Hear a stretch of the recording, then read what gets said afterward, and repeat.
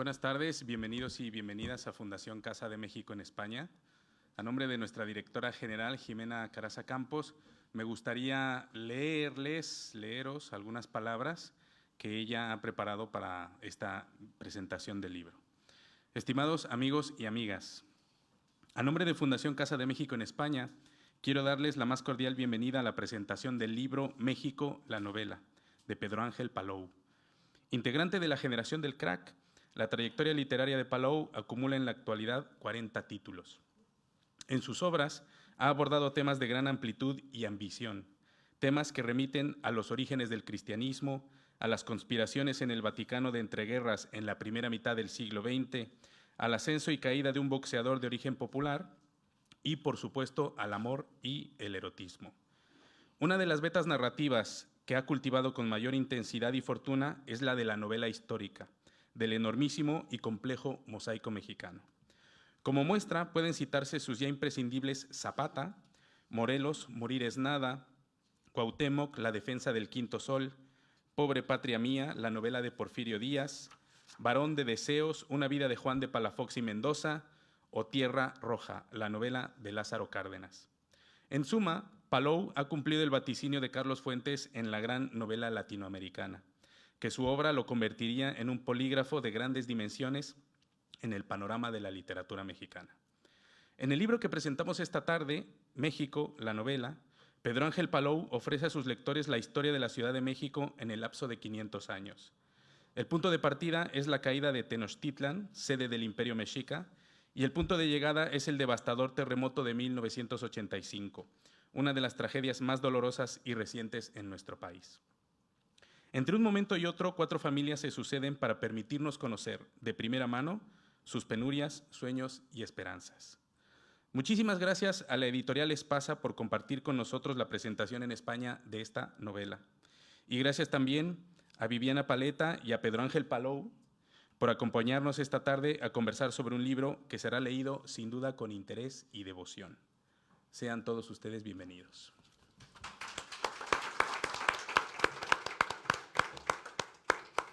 Hola, buenas tardes. Yo traía unas notas biográficas, no sé si quieres que las cuente. Adelante. Son breves, pero por si hay alguien que no lo conozca, que ya se me hace raro, ¿no? Bueno, Pedro Ángel Palou es un reconocidísimo narrador y ensayista, licenciado en Lingüística y Literatura y doctor en Ciencias Sociales, se dedica a la enseñanza universitaria. Asimismo, ha desempeñado cargos públicos como secretario de Cultura en el Gobierno del Estado de Puebla entre 1999 y 2005 y el de vicerrector general académico de la Universidad de las Américas Puebla. Ha colaborado con distintos medios de prensa, como periódicos, revistas y suplementos literarios, entre ellos Blanco Móvil, Diálogo, El Cuento, El Universal, La Gaceta del Fondo de Cultura, La Jornada Semanal, Revista de la Universidad de México, Tierra Adentro, etc. No deja de sorprender la cantidad y la calidad de sus cuentos, ensayos y novelas, por los que ha sido distinguido con diversos premios, como el Jorge Ibargüengoitia con Amores Enormes, el Premio Latinoamericano de Ensayo Las Imágenes de América Latina por La Ciudad Crítica o el Premio Xavier Villaurrutia 2003 por Con la muerte en los puños. También ha sido finalista del Premio Rómulo Gallegos, así como del Planeta Casa de América 2008 por El dinero del diablo. Como precedente a la obra que esta tarde nos ocupa, ha sido autor de novelas históricas dedicadas, como comentaban, a grandes personajes como Emiliano Zapata, Porfirio Díaz, Pancho Villa y Lázaro Cárdenas, y así también se ha centrado en la vida del poeta Xavier Villaurrutia en su obra En la alcoba del mundo. Varios de esos títulos han sido traducidos a diversas lenguas, como el francés, el italiano, el portugués y el coreano. En esta ocasión, tenemos el honor de acompañarlo en su presentación en España de México, la novela, una obra ambiciosa, compleja, de largo alcance, en la que repasa la historia de México, desde la conquista hasta, como mencionaban, el terremoto de 1985, y está protagonizada por 4 sagas familiares y un gran personaje, que es la propia Ciudad de México, territorio del mito y de la lucha de los seres por sobrevivir, cualquiera sea su condición. Un terreno pasto de la desdicha y de la gloria que se destruye y se reconstruye innumerables veces, donde ciertos personajes se preocupan seriamente por evitar ser arrastrados por el viento de la historia y dejar constancia de lo realmente sucedido, hayan sido víctimas de los invasores, de las pestes, de las guerras, de los terremotos o las inundaciones. El infortunio o la adversidad se acaban transformando en una lección más de la vida, como encontramos en este fresco, profundo e imaginativo que nos invita a hacer una lectura sosegada de la historia de un país inagotable. No podemos más que celebrar tener a nuestro autor aquí para que comparta con todos nosotros cómo se asume y se lleva a cabo la escritura de tamaña novela. Quisiera comenzar con una pregunta general para luego ir profundizando en distintos aspectos de la novela. Quisiera saber cuál fue el detonante para poner en marcha esta obra tan totalizadora, ¿no? Muchas gracias. Muchas gracias a todos ustedes. Por supuesto a Espasa, a Planeta, que es mi casa desde hace tantos años, y a la Casa de México, que es, como ustedes pueden ver, uno de los espacios más dignos que tiene México en el extranjero. Siempre es un orgullo compartir esta sala en este lugar de Madrid. Y bueno, como ha dicho Viviana, desde 2008 que estuve aquí con El dinero del diablo, no había vuelto con una novela, así que es muy, vamos, es de una gran felicidad presentar una novela que es totalizante, que tiene que ver con México, pero que a lo mejor la mitad de la novela tiene que ver con España y con lo que ha pasado, no solo obviamente por la conquista, sino con los siglos venideros, y buena parte de las familias son de origen español o incluso de origen sefardita, ¿no? Entonces hay una relación en la novela que es naturalmente española a la vez que es profundamente mexicana, como es absolutamente natural por los dos países y por la historia compartida. Después de haber escrito estas novelas a las que José Carlos y Viviana han hecho referencia, que de alguna manera estaban basadas fuertemente en una figura histórica mexicana, y después de un proceso muy complejo con la última, que se llamaba Tierra Roja, sobre Lázaro Cárdenas, en la que me atreví a incorporar algo que no se hace en la tradición literaria hispanoamericana de manera tan cotidiana como se hace en la tradición anglosajona, que es tomar un personaje ficticio, en este caso Filiberto García, el personaje del complot mongol, una novela policíaca mexicana, y pedirle a los herederos de Bernal que me permitieran usar a su detective y poner a este detective en una especie de precuela del complot mongol que sucede a finales de los 50, a ser un detective de mis notas rojas policíacas de la novela de Lázaro Cárdenas. Y esa libertad o esa sensación de que, bueno, ahora puedo jugar mucho más que en una novela histórica en donde estoy tan centrado en una figura en particular, me llevó a pensar, bueno, ¿cuál sería una novela que para mí fuera interesante, que no fuera repetitiva? Yo soy un escritor que odia la repetición, ¿no? O sea, como el sarampión, y que detesta además la fórmula literaria, a tal grado que algunos libros míos podrían, o sea, si no dijeran Pedro Ángel Palo, uno diría, bueno, ¿quién escribió este libro? No tiene nada que ver con el anterior, pero es una lucha estilística, ¿no? Donde yo siempre digo que el buen novelista es como un arquitecto que está al servicio de su trama, como el buen arquitecto está al servicio de sus clientes, que son los que van a vivir en la casa, porque a veces los arquitectos más bien pensarían que nadie va a vivir más que su obra, y todos los pobres que usan esa casa están incomodísimos. Entonces muchos personajes literarios están igualmente incómodos en las páginas de las novelas porque se nos olvida que estamos al servicio de los personajes. Entonces yo dije, bueno, lo siguiente tiene que ser una novela sobre la Ciudad de México, con dos grandes retos que yo no preveía que iban a ser tan, no solo complejos, sino brutalmente difíciles de resolver. El primero es que en una novela histórica, no una novela en general, pero en una novela histórica, uno se identifica, empatiza con un personaje cuyo arco dramático es amplio, empieza y termina. Y aquí yo decía, ¿cómo voy a hacer que el lector se interese por la novela cuando el personaje con el que te acabas de encariñar se muere 3 páginas después? Y es inevitable, porque la novela dura 500 años. João Ubaldo Ribeiro, un escritor brasileño, lo resolvió elegantemente, pero no podía yo hacer lo mismo, en una novela maravillosa que se llama Viva o Povo Brasileiro, que solo tiene 5 personajes para contar la historia de Brasil.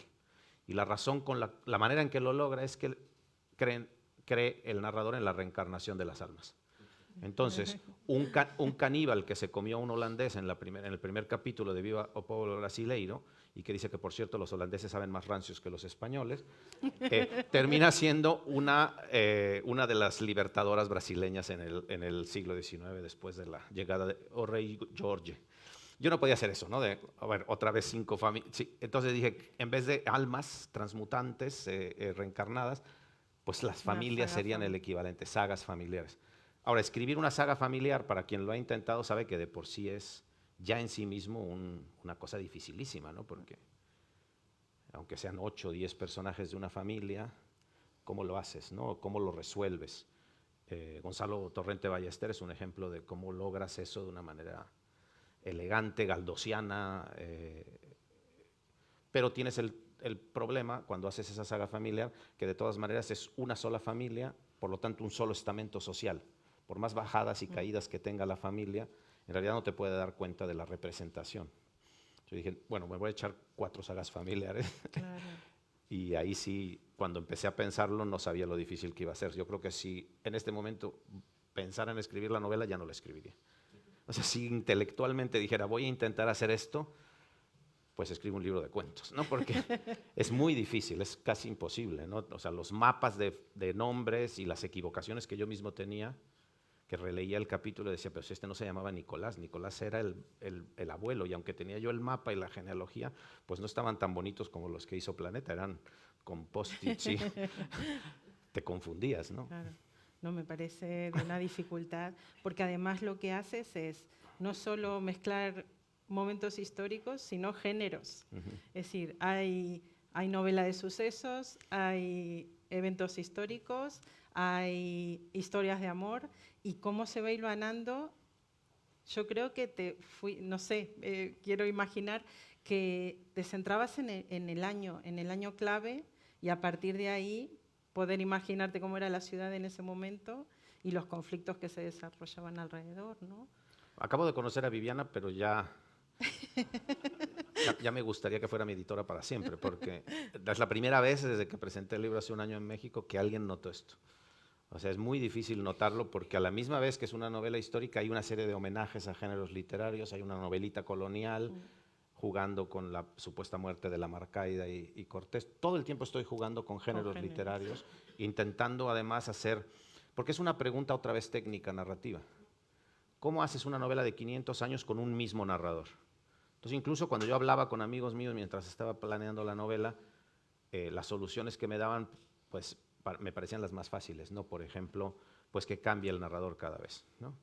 Y eso se ha hecho muchas veces y yo no digo que más fácil, pero de alguna manera haces relatos redondos, el narrador cambia el estilo. Lo que yo quería es que intentar lograr un narrador que pueda contar los 500 años, pero a la misma vez, como tú bien notaste, el lenguaje, los géneros literarios van cambiando. Tienes al principio incluso una cosa que podría ser uno de los diálogos de Cervantes Salazar, entre Suazo, pero aquí yo lo pongo entre el indígena y Motolinía, que es un diálogo obviamente inexistente. Y yo voy cambiando esos géneros a partir de una revisión bastante cuidadosa de la historia de la literatura mexicana. Entonces podría haber un lector muy quisquilloso, historiador, que dijera, a ver qué está haciendo aquí. Aquí está Los Piratas del Boulevard, una novela muy desconocida de Heriberto Frías del siglo XIX, que es la primera novela de burla de los intelectuales, digamos, el proto-Enrique Serna del miedo de los animales. ¿No? Es una novela hilarante, se burla de todos, los mata a todos, pero es una novela de la bohemia de finales del XIX, ¿no? Entonces, ahí hay otro homenaje por allí. Luego, otra pregunta que yo me hacía para otro género literario es, ¿cómo contar? La Revolución Mexicana nunca tocó la Ciudad de México. Los capitalinos vivieron felices durante todos estos años, hasta que en 1913 se da lo que conocemos en México como la Decena Trágica, que es la muerte de Madero y Pino Suárez, el vicepresidente, mediante una sublevación militar mal concebida, mal planeada y peor ejecutada, que llamamos Decena Trágica por ponerle un nombre elegante. Yo dije, ¿cómo cuento la Decena Trágica si la única manera de contarla, si estás en la Ciudad de México, es oblicua? Porque ellos no han entendido nada de la revolución. Entonces me encuentro a este personaje que existe es de los históricos que existen en la novela, que es un poeta que se llama José Juan Tablada, que aunque ustedes no lo crean, mientras estaba la revolución, él vivía en una casa japonesa en Coyoacán con 2 criados japoneses, que hablaban japonés y no hablaban español. Y él decía que hablaba japonés, pero todos sabemos que Tablada no hablaba japonés, ¿no? Y entonces él se enteraba de lo que estaba pasando afuera porque se atrincheró con el pánico de que la revolución acabara con todos, por lo que los criados japoneses hablaban con sus amigos en la embajada japonesa. Porque ahora Coyoacán está, claro, totalmente adentro de la Ciudad de México, pero es muy divertido ver cómo salían los caballos de Milpalta y luego bajaban los zapatistas y entraban, y los japoneses se asoman y le cuentan a Tablada. Y Tablada lo cuenta en una crónica muy rica, pero yo eso lo hice amplísimo, un capítulo entero en donde la decena trágica, que la pude haber contado de manera directa, dije, ¿cómo le hago un homenaje al género literario del momento, pero también a preguntarte como novelista, ¿cuál sería la mejor manera de contar algo que pudiera haber sido la sensibilidad de los personajes de ese momento? Muchas veces, sobre todo cuando haces algo que parece como medio episodios nacionales galdosianos, puedes tener la tentación de hacer una novela que todo está visto desde una misma perspectiva. Pues, ¿cómo cambias la perspectiva? Tú lo notaste muy bien, cambiando el género literario, Claro. ¿no? Sí, sí, porque y te da espacio para hablar. A mí lo que muchas cosas me han llamado la atención, ¿no? Porque me parece complejísima la obra, es los estamentos sociales. Cómo habla cada uno, cómo tocas todos los estamentos, ¿no? Lo alto, lo bajo, el sublevado, el vencedor. Y me parece que utilizar distintos géneros te lo ha permitido también, ¿no? El personaje de Tablada es genial. Sí, sí. Sí, sí, yo digo, ¿será verdad? ¿No será verdad? Pues sabía que le encantaba la japonería, ¿no? Pero es tal grado de fantástico. exageración, ¿no? Sí, sí, sí, es fantástico.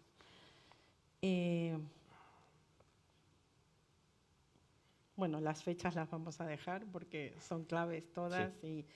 Y, Pero, a ver, a lo mejor puedo decir una cosa muy breve, porque eso me faltó de tu pregunta. ¿Cómo escoges las fechas, no? Y entonces, es algo que yo pensé mucho, ¿no? ¿Cómo en una novela histórica más tradicional, las fechas serían muy claras, porque serían las fechas que están en la efemérides histórica, ¿no? Y tú dirías 1810, revolución. Pero yo lo que quería es, si estas son gentes comunes y corrientes, cuyas familias, a algunas les pega la historia, a algunas apenas les da una revolcadita, a otras los tira, ¿cómo construyo una novela en donde a veces hay, sí, años históricos que serían muy reconocibles como el año que cambió todo, claro. pero en algunos casos incluso me voy a 6 años después, cuando ya hay una consecuencia en la vida de esas familias de lo que pasó en el año, Claro. hace 5, hace 6, ¿no? Claro. De lo contrario hubiera sido muy difícil, porque a lo mejor la novela entonces a fuerza tuviera que haber tenido 50 y tantos capítulos más. Y además sería menos sorprendente, ¿no? Sí, sí, yo ya voy buscando el año Claro. 1910. ¿Y qué pasó aquí? Claro, ¿no? claro.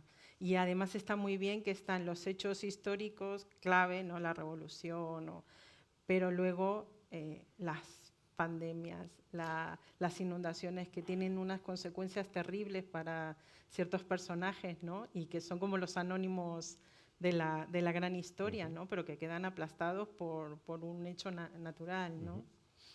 Esa es otra cosa con la Ciudad de México, que es una ciudad por naturaleza catastrófica. Los capitanes con Cortés le decían, ¿y por qué no fundas la ciudad en tierra firme? ¿Por qué no pasas todo a Coyoacán y que ahí sea el centro? Y Cortés, en una, obviamente, temeridad urbanística, pero lógica consecuencia simbólica, decide, por supuesto, eso tiene que estar donde estaba el Templo Mayor. Claro. Aquí va a ser la gran ciudad. Pero eso hace que haya, por su propia naturaleza de estar en un lago, ser una ciudad presta a todas las catástrofes, Claro, como dices bien, claro. ¿no? Inundaciones, terremotos, uno y otro. Las pestes, ¿no? Pestes. El agua. Hay un capítulo, por ejemplo, en que eso es histórico, está en la guía de forasteros, cuenta en esa peste quiénes murieron y de qué gremio eran. 3 panaderos, 5 torneros, una monja, y están todos los, la lista, pero muy Sí. detallada por oficio, ¿no? Y yo pensaba cuando estaba escribiendo ese capítulo que coincidía con cuando estábamos viviendo todos la pandemia, cómo ahora, incluso si eso ya nos parece como una estadística fría, cómo ahora somos solo números, ya ni siquiera existe en dónde estábamos. O sea, murieron tantos más. Y leíamos el periódico todos los días y era solamente el número. Ya ni siquiera teníamos, oficio, no un nombre, no. sino un oficio o algo que nos representara socialmente. Éramos solo un nombre. Y eso me pareció un contraste interesante entre esa peste del 19 y esta otra. Y lo otro es que, claro, también los nombres de las epidemias puestos en la Ciudad de México eran tan injustos como llamarle peste española a una peste que nunca surgió de España, ¿no? Claro. ¿Cómo compensaste el personaje histórico real con los ficticios totales? Porque yo veo como una tentación, ¿no? Estás hablando, no sé, Maximiliano, ¿no? Qué tentación abundar más. Y no, te detienes más en personajes aledaños que no son reales, pero que dan una profundidad más clara, ¿no? a los mexicanos de ese momento, ¿no? Es también muy interesante esta pregunta porque, digamos, la saga familiar del siglo XX más conocida en México es una novela de Carlos Fuentes que se llama Los años con Laura Díaz. Es, digamos, del estilo tardío de Fuentes. Y el problema es que a Laura Díaz le pasa como al Selig de Woody Allen, ¿no? O como a Forrest Gump, ¿no? Siempre están en el momento justo, en el lugar justo y conocen a quien tienen que conocer, ¿no? Y los seres humanos, pues no, ¿no? O sea, yo fui a Málaga y no vi a Antonio Banderas, ¿no? Me hubiera encantado, pero no estaba ahí. Yo buscaba en la calle a ver si aparecía, pero... Entonces, los seres humanos no nos encontramos. Y esto como novelista tienes que, como dices muy bien, es un tema de equilibrar, porque claro que tienen que aparecer, pero no de manera casual todo el tiempo, ¿no? Claro. Porque entonces se te desbarata la novela por completo. Eso es desde el punto de vista un poco arquitectónico, técnico, pero también desde el punto de vista estricto de que esta es una novela de seres humanos, de personas concretas, de gente de la calle. Y leyendo, que eso es muy interesante, los diarios de Sofía Tolstoy, que era tolstoyana antes de que hubiera tolstoyanos, la pobrecita era tolstoyana porque le tenía que mecanografiar todo, ¿no? Ella dice que en algún momento antes de escribir Guerra y Paz, Tolstoy está viendo la calle y su idea teórica no es lo que hemos pensado siempre de Guerra y Paz como la novela épica histórica. Lo que le dice Lev a Sofía Tolstoy cuando está viendo la ventana es: me encantaría una novela en donde pudiéramos penetrar en qué está pasando atrás de esa ventana y abrir los visillos y poder ver la vida de las personas. Entonces, es esa vida cotidiana, creo, la que nutre la verdadera novela histórica. Pero claro, cuesta muchísimo más trabajo porque es mucho más fácil ir al archivo, revisar los datos duros, que intentar reconstruir la vida cotidiana de personajes totalmente ficticios, ¿no? Claro.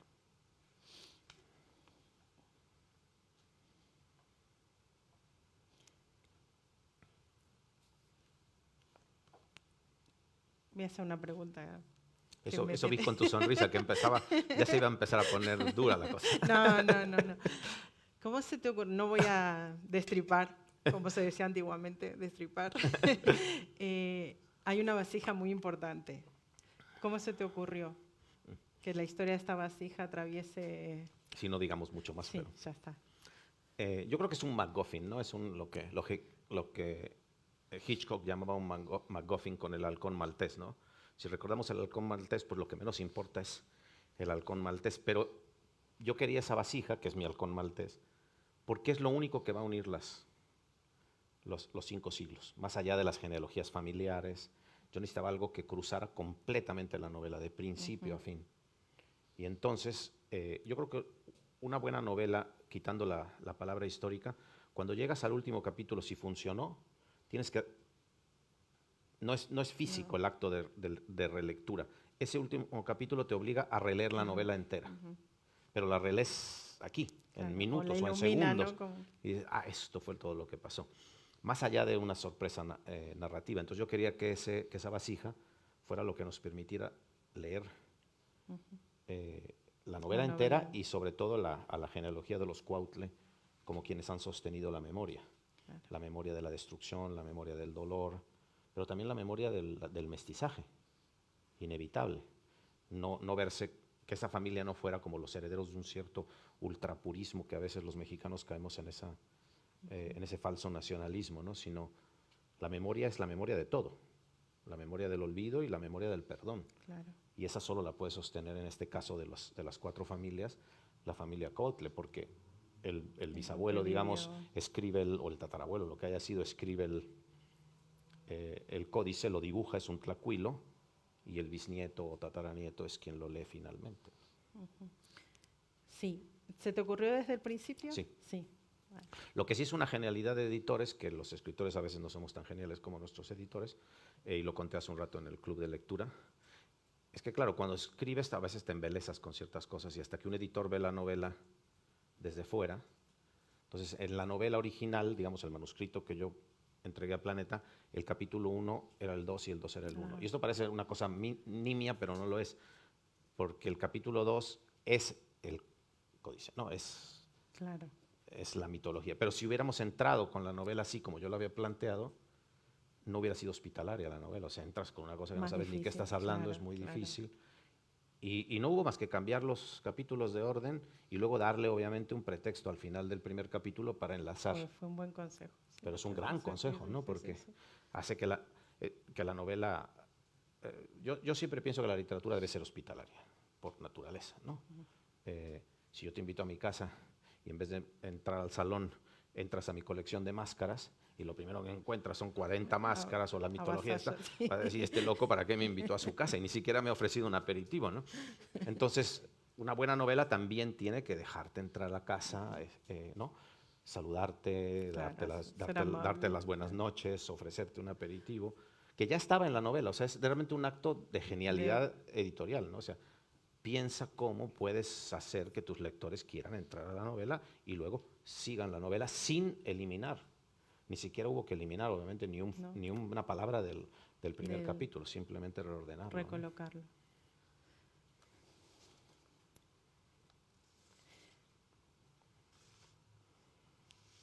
Es que tengo en la cabeza una, pero voy a mirar para que no se me escape. Bueno, Humboldt es fundamental, ¿no? Supongo que te habrán hablado mucho del personaje, pero a mí lo que me ha sorprendido, tanto Humboldt como otro personaje muy similar no, vamos, pero que tienen la misma problemática, es cómo reivindicas el personaje homosexual y cierto tipo de mujeres, ¿no? ¿Eso lo tenías muy claro desde el principio en la construcción de los personajes? Sí, muchísimo. Sí. Y Humboldt en particular, porque hay como en todos estos personajes viajeros, no solo Humboldt, en la historia hay la visión que tienen, por ejemplo, en Alemania de Humboldt desde hace muchísimos años, que esto es absolutamente conocido, y hay novelas y hay libros de historia hablando de la vida, digamos, sexual o de la vida personal, íntima de Humboldt. Pero en América tú dices esto de Humboldt y es así como, Humboldt es el racionalista más importante, el gran geólogo, botanista, etc. Y entonces yo empiezo a investigar algunas inconsistencias de la llegada de Humboldt, ¿no? Una de ellas es con quién viene, ¿no? Viene con Montúfar, por supuesto, pero hay una carta del abuelo de Álvaro Mutis, del gran botanista, del tío abuelo de Mutis, del gran botanista colombiano, que dice: estos europeos que llegan y lo único que hacen es estar cerca de los jóvenes abyectos, y en vez de llevarse a los grandes botanistas se lleva a estos a México, ¿no? Y luego, claro, en la historiografía lo más importante era que la Güera Rodríguez, que tuvo todos los amantes del mundo, pues también fuera amante de Humboldt. Pero ahora sabemos que la Güera Rodríguez era la mujer más liberal del momento y lo que hace es abrir su casa para que Humboldt no tuviera sus amantes en donde rentaba, porque entonces lo hubieran sacado del país. Entonces hay todo un juego entre mentes afines y en sensibilidades afines. Y a mí Humboldt en la novela es fundamental no solo por la llegada de Humboldt a México, por lo que sea, sino porque contando esas anécdotas yo lo que hago es contar un cambio de mentalidad y de sensibilidad absoluto en la Nueva España. Eso que era imposible 40 años antes, hace posible esto, ¿no? Y luego estoy investigando mi familia de mineros. Es la única familia que tiene más o menos una cercanía con una familia de mineros. Los Landero, que son panaderos, no existen, y los Santoveña, que es esta familia de mineros, se parecen un poco, por algunas cosas históricas que sí pasaron, a una familia de mineros muy famosa mexicana, que son los Faguaga. Y hay una crónica homosexual de la época en que dices que los dos Faguaga eran guapísimos y estaban buenísimos, ¿no? Yo digo, vamos, o sea, alguno de ellos tuvo que haber sido. Entonces lo que hago es que a este Santoveña, quien lo ayuda a salir del closet es Humboldt, ¿no? Entonces cuento con todo eso, todo un proceso de cambio de mentalidades. Porque cuando hacemos novela histórica muchas veces caemos en el error de conservar, digamos, una visión contemporánea en donde son nuestras libertades sexuales conseguidas a través de muchos, pues no, la vida cotidiana de pareja. Cuando hablas de parejas y cuando hablas de amor en una novela histórica, pues tienes que presuponer que en cada época ha habido todas las formas de amor como formas absolutamente válidas. Entonces, claro, yo necesitaba una familia medio liberal para que esto ocurriera, y ahí mi personaje favorito de toda la novela es esta mujer que ayuda a todos, que es Luisa Santoveña, ¿no? Yo quisiera haber conocido a Luisa Santoveña, no haberla creado, ¿no? Está muy bien. Porque también eso es muy importante, mujeres mexicanas, como mujeres españolas, como mujeres de cualquier lado, que fueron figuras pivote para que sus primos, sus hermanos, otra gente pudiera vivir felizmente. Claro que ella no solo era rica, sino que era viuda, entonces tenía dos posibilidades de independencia y de libertad para hacer esto regresando de México. Es un personaje del 18 y principios del 19, al que la familia la obliga a casarse con español, viene a España, vive en Madrid un tiempo, y enviuda y se regresa a México con el hermano. Entonces yo también quería que en la novela no fuera siempre un cruce de un lado para otro nada más, sino que hubiera muchos cruces en la novela de allá para aquí. Y eso explicara mucho las vidas de las familias, porque así ha sido la vida de las familias mexicanas, así ha sido mi propia vida.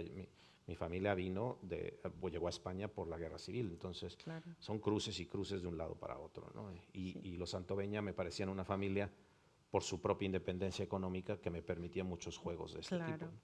Sí, además como viuda es interesantísimo porque es lo que el Estado que le permite, pues, comprender al hermano y vivir su vida. Y hacerse novia de un impresor liberal. Claro. A escondidas, obviamente. Sí, pero sabes, muy bonita esta historia.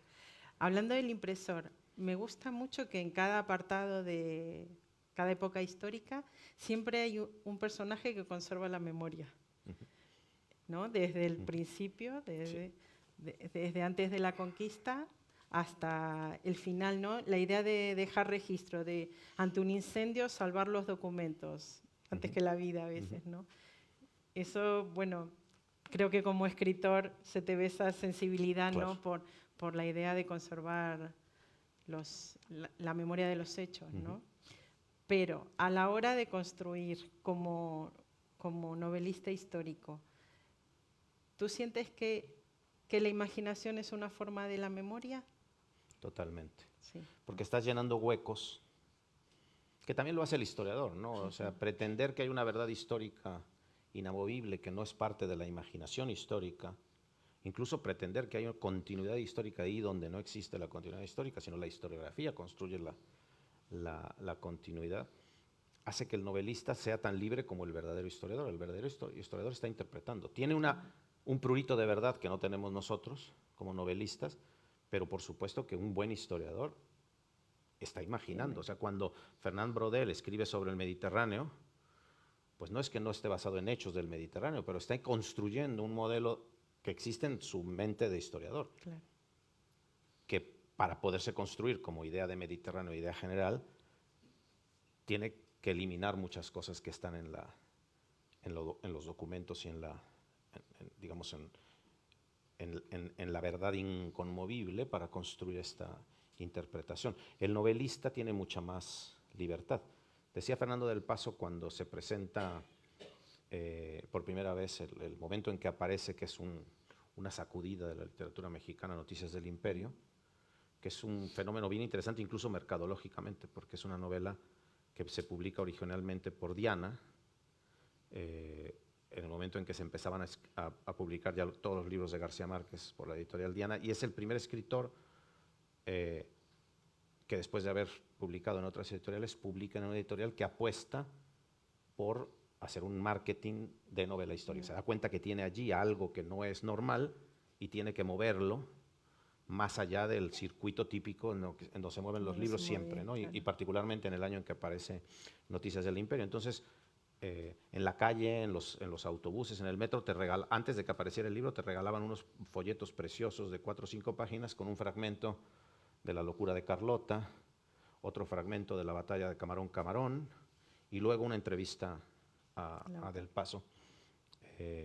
Es el segundo escritor mexicano de esa época. También en Diana apareció una novela de José Agustín, aparecen en la televisión, promoviendo el libro fuera del contexto literario, digamos, más rudo del México de los 80s.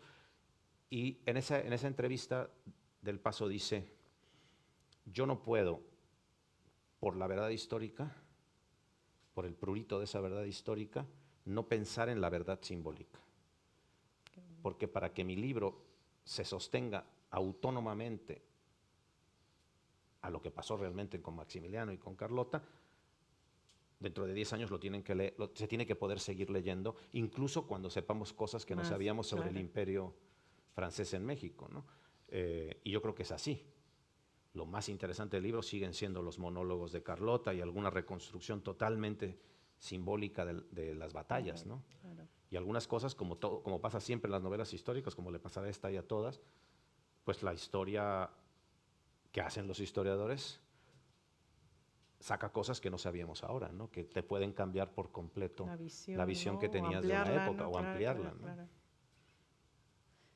Sientes que estás en diálogo con ellos, ¿no? Con Fernando del Paso, sí, claro. Con Carlos Fuentes, claro. ¿No? Se ven ahí unos homenajes muy cuidados, ¿no? Sí. Bueno, hay un personaje que se llama Ixcacuautle, sí. ¿No? En vez de Ixca Cienfuegos. Sí. Sí. Con Fuentes tuve la oportunidad. Fuentes era una persona generosísima, que fue con mi generación y con las generaciones anteriores siempre muy generoso.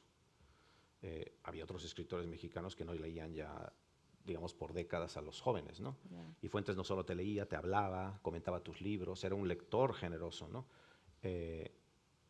Y un día, cuando escribí mi novela de Zapata, ya teníamos una relación, digamos, de amistad, porque él además favorecía la amistad, pero a mí se me ocurrió escribir una novela sobre Zapata, y yo sabía, porque Fuentes tenía esta cosa que se llama Las Edades del Tiempo, en que anunció balsacianamente todas las novelas que iba a escribir, incluso en la posteridad. Yo creo que ahorita está escribiendo algo que aparecerá dentro de unos 20 o 30 años.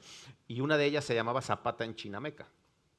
Entonces yo llegué a su casa con el manuscrito, que por cierto la novela obviamente está dedicada a él y a Silvia, y le dije: te quiero que leas esto antes de que lo publiques. Si no te gusta, si crees que estoy haciendo alguna barbaridad, pues no la publico. Y entonces, claro, como era Fuentes, ve el libro y me dice: Zapata. ¿Qué Zapata? Y le digo: todo Zapata. Ja, ja, ja, ja. Una carcajada. Dice: ¿cómo todo Zapata? Yo solo iba a escribir la muerte de Zapata, y a ti se te ocurre escribir todo Zapata. Y ya me fui con la cola entre las piernas, y luego escribí una reseña bien bonita, muy, muy, muy amable en este país, en la revista de Federico Reyes Heroles, que fue de una gran generosidad. Entonces yo sigo dialogando con la obra de Fuentes, a veces muy críticamente, a veces con mucha admiración. Con una obra de esa vastedad es imposible que no tengas una visión. Y que la sigas. Claro, y que además la visión va cambiando, claro. ¿no? Y hay cosas de Fuentes que ahora te parecen todavía muy novedosas, muy distintas, y hay cosas que también, como digo, como en toda novela, se te van a caer seguramente a mí y a cualquiera dentro de unos años, ¿no? Pero es un gran homenaje. Sí. Bueno, no sé si alguien tiene alguna pregunta con lo que se ha ido hablando. Hola, buenas tardes. Encantado de la conversación. Muchas gracias. Muy enriquecedora. Ya, gracias. Y sí que me surge una pregunta. El principio parece lógico, supongo que empieza en la época en que hay el famoso encuentro o encontronazo, pero acaba en el terremoto del 85. Terremoto del 85 que fue devastador. Yo recuerdo a Plácido Domingo diciendo: la Ciudad de México no ha desaparecido. Esto daba un poco la dimensión, porque hay gente que pensaba que se había arrasado por completo. pero es un punto y aparte en la historia de México, y después de ahí ha habido algo que ha cambiado para siempre México o no. ¿Por qué ese punto final? Gracias. También es muy, muy buena pregunta porque, claro, yo tenía que darle un fin. La novela no podía ocurrir en 2023 porque, claro, las cosas que han pasado en 2021, ¿no? Cuando la terminé, las cosas que pasan recientemente se le escapan mucho a cualquier novelista de poder interpretar. Y lo que me parecía que sí era muy interpretable, podía haber terminado a lo mejor en 94 por la, digamos, salida del ejército zapatista y el regreso a una idea de lo indígena que tiene mucho que ver con ciertas partes de la novela, pero no ocurrió en la Ciudad de México. Los intelectuales de la Ciudad de México tuvieron que reaccionar con lo que pasaba en Chiapas, ¿no? El momento que yo creo que rompe por completo esa visión de ciudad es 85. Pero además le da mucha coherencia a la novela porque es la falsa caída de Tenochtitlán, porque Tenochtitlán nunca cayó, y la falsa caída, o lo que Plácido decía, la ciudad no se destruyó. Lo que sí se destruye ciertamente en 85 es una visión antropológica de ciudad que ya es imposible, no va a existir nunca más en la Ciudad de México. Los barrios caminables, que puedas ir de uno a otro, la visión, digamos, de una ciudad mucho más homogénea, eso se ha roto. Pero también 85 me parecía que era un buen momento, porque así ocurrió, de contar la destrucción de un modo de hacer política, no solo de la ciudad misma, sino de un modo de hacer política, de un sistema en general de ejercer la autoridad y el autoritarismo que se terminó. Porque 85 puede ser toda esta destrucción de los inmuebles, obviamente murió mucha gente también, ¿no? pero estoy hablando de los edificios, y también se genera una conciencia ciudadana brutal. No habría habido democracia en el 2000 como existió sin 85. En 85, si algo se vio es que el Estado era incapaz de responder a las demandas ciudadanas en todos los sentidos, no solo en el sentido de poder hacerse cargo de los damnificados, ¿no?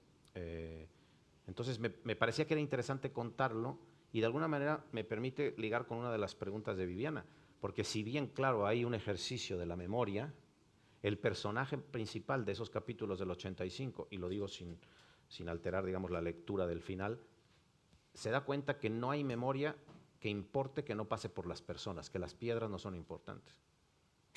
Y es un arqueólogo, ¿no?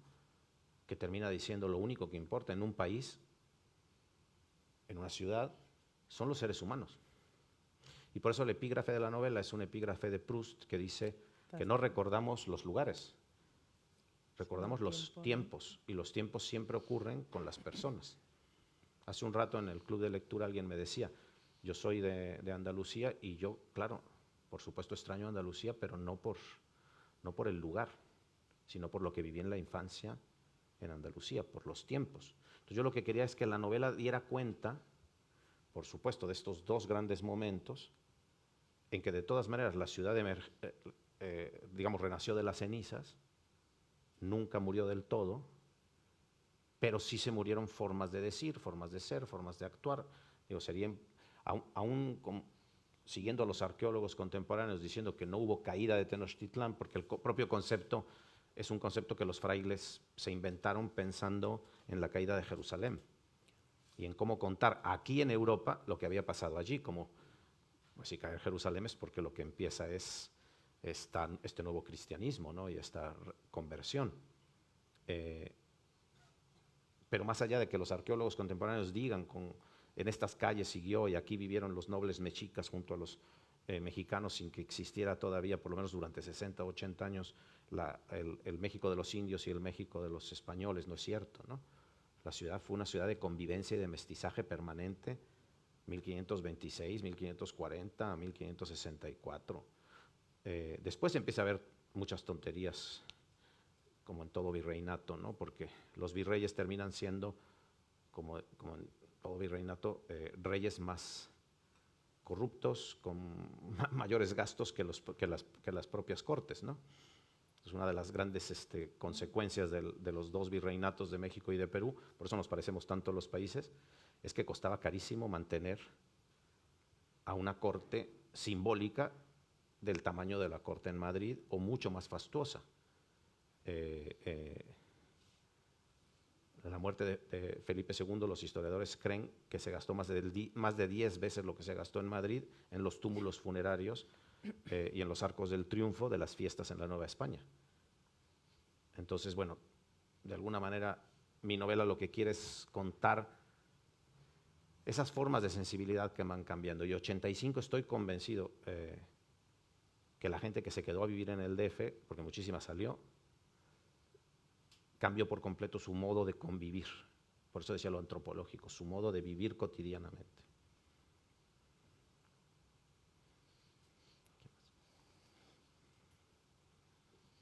Eso está muy bien contado, la corrupción desde el principio, ¿no? ¿Verdad? La desidia que había por no hacer las Y la cosas, desidia. ¿no? Eso es, Bueno, es algo que a mí me conmueve, el hecho sefardí. Claro. Te lanzo la pregunta genérica, Sí. por el componente sefardí de la novela. Me pasó una cosa muy bonita, de las cosas, cuando escribes una novela de este tipo, creo que a veces descubres más cuando la novela ya está publicada que en el proceso mismo de escritura, ¿no? Y una de las cosas más bonitas que me pasó es que la primera vez que se presentó la novela, todavía las presentaciones eran por Zoom, no había manera de hacer presentaciones hasta que ya aparece la novela en México, pero es en el Centro Judío de México, ¿no? Y me dice el organizador del evento, me dice, utilicé tu novela para conmemorar el establecimiento de la comunidad en México, porque los datos que tú tienes son datos exactos, perfectos, que pocos conocemos, ¿no? Yo decía, bueno, es que me metí muy en serio a investigar sobre la llegada de sefardíes, particularmente de Siria, pero también de Grecia, y esta parte tuve la oportunidad de hacer, por un lado, sí, investigación documental, como en otros momentos de la novela, pero también de entrevistar a gente de la comunidad y que me contara, ¿no? Entonces, desde cosas cotidianas muy impresionantes, como por ejemplo, que la mamá de uno de los personajes que yo entrevisté, de uno de mis amigos, hacía kepe bola, pero con chipotle, ¿no? Mientras oían música en árabe y no le querían dar, y no hablaban en árabe con los hijos, ¿no? Pero sí hablaban un poco en sefardí porque le salía, ¿no? En ladino. Y luego hay una anécdota ahí que sí es durísima, es tremenda y es real. Es la anécdota más dura, yo creo, de esa parte de la novela. La familia que yo entrevisté, que se apellida Sefami, un hermano se dice Sefami y el otro hermano se dice Sefami, ellos mismos no están de acuerdo en la pronunciación de su apellido, pero lo que les pasó a ellos es real. En este caso es el bisabuelo, llega con 2 yernos a México en la Revolución. Y todas las anécdotas son reales, ¿no? Había un amigo de ellos, judío, en Veracruz, con una moneda. Entonces, el primero que bajaba le daba la moneda y esa moneda se le enseñaba como lo que traía para poder llegar a México al oficial de migración. Pero luego a escondidas le pasaba la moneda al siguiente que iba a bajar. Entonces, la misma moneda permitía que entraran 20 o 40 del barco a la misma vez. Y esta familia en particular le pasa la tragedia más grande porque cuando los yernos ya tienen cierta edad, los manda a vender telas a Morelos y mueren los 2 yendo a Morelos en una explosión de tren. Entonces la mujer lo manda por los yernos, las hijas se han quedado todavía en Damasco, manda al suegro por los cuerpos de sus hijos y vuelven a explotar el tren y muere también el padre que va a recoger a los yernos, no a los hijos, a los yernos. Entonces, estas 2 mujeres que vienen a acompañar a su madre son viudas y se vienen a casar a México. Y se han quedado sin sus esposos que han venido con su suegro a México. Esta es la anécdota real que inicia la vida de la familia Sefami real en México, ¿no? Entonces me parecía fundamental empezar por allí y luego ver cómo la incorporación a la vida cotidiana de México es muy impresionante, ¿no? Muy vital, muy compleja. Y me daba la posibilidad de contar en el siglo XX una comunidad muy cohesionada y la idea misma de comunidad. Entonces, por eso nacen a esa tragedia y es una familia que yo pongo muy cerca de otra tragedia que no les pasa a ellos directamente, que pasa en la ciudad, que es la caída del Ángel de la Independencia en 1957. Y ese capítulo está todo contado por los ojos de un niño que ha ido por un barquillo de helado, en lugar de contarlo otra vez épicamente. Entonces, sí me parecía fundamental porque es parte fundamental de la vida en México en el siglo XX, pero también, curiosamente, cuando empieza la liberación de los cultos religiosos en México, no es con Juárez, no es con un liberal, sino es con Maximiliano. Con Maximiliano es que pueden entrar por primera vez la comunidad judía a México, y empiezan a llegar con Maximiliano, y luego se vuelve ya una comunidad ingente que empieza a formar parte de la vida cotidiana en México ya con Porfirio Díaz. Y les toca, como a esta pobre familia, el vendaval de la revolución que los hace trizas, ¿no? Es terrible. Es terrible. Pero era una oportunidad maravillosa para un novelista, tener al nieto de esa familia contándote las anécdotas y nutriéndote con entrevistas y entrevistas, también todas por Zoom, porque eso nos dio la pandemia, la posibilidad de no tener que viajar a entrevistar a tus informantes, sino era muy fácil, ¿no? Y luego le hacía yo preguntas, palabras, frases que usaba tu abuela, que usaba tu mamá, la vida cotidiana, la comida, lo que oían, la música. ¿Hay alguna pregunta más? Esto que dices, está muy bien los distintos niveles de lenguaje, ¿no? Según la historia, mucha presencia del habla popular tienes, ¿no? Lo de qué se dice en las familias en cada momento histórico. Eso ha sido una investigación también poderosa. Claro, ¿no? porque por un lado tienes lo que ya hablé un poco del narrador, este narrador móvil que va cambiando literariamente, que escribe distinto, este narrador cuenta distinto en el siglo XVI que en el XX. Pero luego tienes los diálogos. Yo creo que un novelista... Hay ahí toda una polémica interesante que muy rápidamente podemos tocar, pero que es para un novelista es súper interesante. García Márquez, por ejemplo, decía que no era posible escribir diálogos en español, que no sonaban reales, ¿no? Ahora sabemos que lo que pasa es que a García Márquez no le salían fáciles los diálogos. Eso no quiere decir que García Márquez no sea un genio en todo, pero por supuesto sus diálogos son siempre fácticos, porque no le sale el diálogo. Pero luego tienes a Manuel Puig, y si dices que es difícil escribir diálogo en español y tienes un monstruo del diálogo como Manuel Puig, pues se te cae por completo el argumento. Lo que es cierto es que el diálogo, por lo menos en la novela contemporánea que a mí me gusta hacer, tiene que ser tan sustancial. Yo tengo una guerra con la descripción, una guerra personal con la descripción, ¿no? Con la descripción tradicional, porque sí creo que lo que llamamos literatura, y aquí que hay editores, en Estados Unidos todavía es más grave contemporáneamente la distinción, ¿no? Y se habla de literary novel, ¿no? Novela literaria, como si las otras fueran, yo qué sé, novela de sastres o novela de... No hay literatura en las otras novelas, ¿no? Pero la novela literaria, tal y como se maneja en el mundo anglosajón contemporáneo, que está todo basado en las escuelas de arte creativo y los MFAs, sigue unas fórmulas de realismo lírico, descriptivo, tan particulares, que para mí eso ya es un subgénero, en el peor sentido peyorativo de la palabra subgénero. Y entonces leemos eso y lo consumimos como highbrow literature, como literatura, digamos, de alto nivel, ¿no? cuando en realidad no es más que conseguir una fórmula. Entonces yo creo que los novelistas contemporáneos tenemos, por lógica, un trabajo de mucho más... Si decía Flaubert que escribir prosa era muy perro, pues escribir para un novelista contemporáneo es mucho más perro, porque tienes las series de televisión donde el diálogo y el trabajo de los escritores, sobre todo de televisión contemporánea, es excepcional.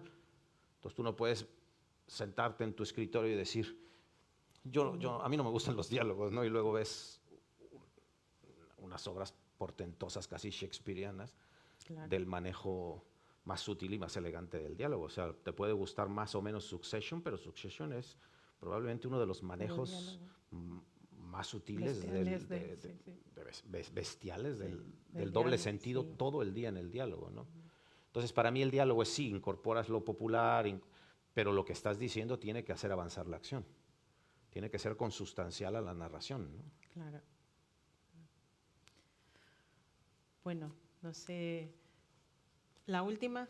Sí, y nos vamos, como dicen los mexicanos. ¿Sigues trabajando sobre México en la actualidad o...? Estoy escribiendo, dicen que no debes decir mucho la novela que estás escribiendo, pero pues ni modo. Voy a hacer un poquito.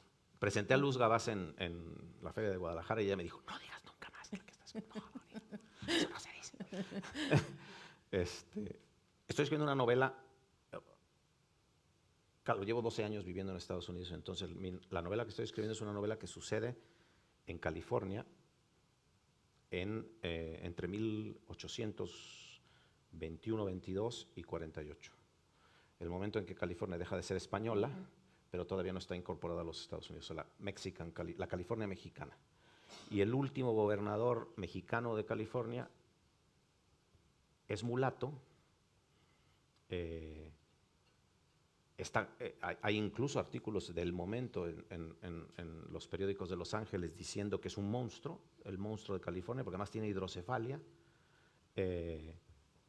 y termina siendo no solo gobernador, sino uno de los hombres más ricos de California, y desamortiza los bienes de la iglesia y de las misiones 46 años antes que Juárez.